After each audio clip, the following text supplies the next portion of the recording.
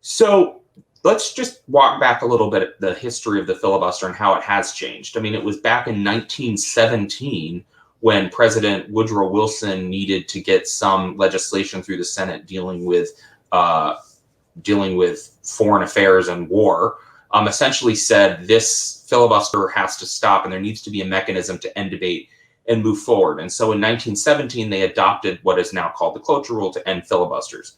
And up until between then and about 1975, it actually took 2/3 of those senators present and voting to end a filibuster. So you can imagine once we had 50 states, if all 100 senators were there, it actually took 67 votes to end a filibuster. And then in 1975, when actually now President Joe Biden was a senator from Delaware, the Senate changed its rules and amended the rules and lowered that cloture from 67 down to 60, from 2/3 of senators present and voting to 3/5 of senators duly chosen and sworn, so a hard 60. And so the filibusters have been reformed then. But you're right, the Senate rules actually say that the rules carry over from Senate to Senate and may only be amended as provided in the rules. But there's another way that the Senate governs floor proceedings, and that is by precedent. And essentially, there's the rules, and then there's precedent and the interpretation of those rules. And the Senate, since then, back in 2013, after Senate Republicans were blocking scores of President Obama's nominees to agencies like the EPA, the Consumer Financial Protection Bureau, the National Labor Relations Board, and then finally 3 DC Circuit nominees were being blocked. Senate Democrats, then led by Senator Harry Reid, voted to set a new precedent that it would only take a simple majority to end a filibuster on all nominations except for the Supreme Court.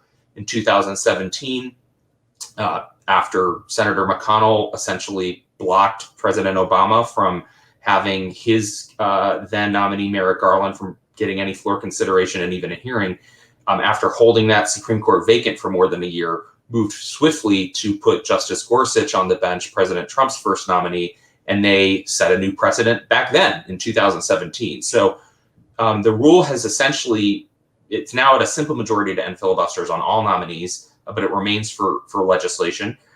President Biden brings with him decades of experience as a member of the Senate. He knows the Senate, but the Senate has changed. If you go back and look at how many filibusters there were in the 70s and 80s and 90s and early 2000s, they were creeping upwards. You would have 1 or 2 a year, a half dozen, couple dozen.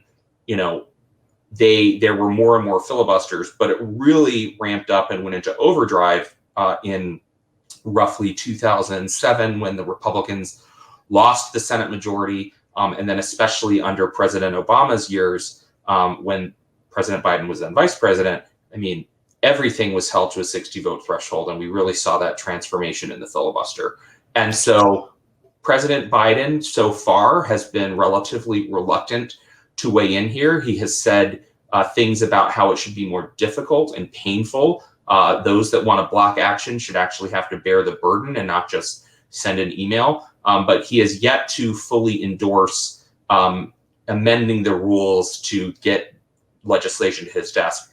And in part, that's because there's a number of carve-outs to the filibuster rule, particularly bills that deal with spending or raising revenue. Those can be dealt with through what's called reconciliation, which essentially is legislation that is not subject to the filibuster.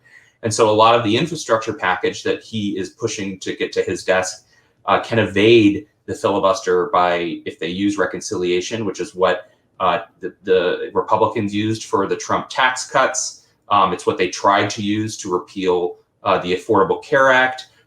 So there are a number of pieces that Republicans, can advance, and the Democrats can also advance without being subject to the filibuster. Voting rights, anti-corruption legislation to break the grip of big money in politics, all those things in H.R. 1 and S1, the For the People Act. Unfortunately, those are currently subject to the filibuster and scores of other really important legislation that matters a lot to people.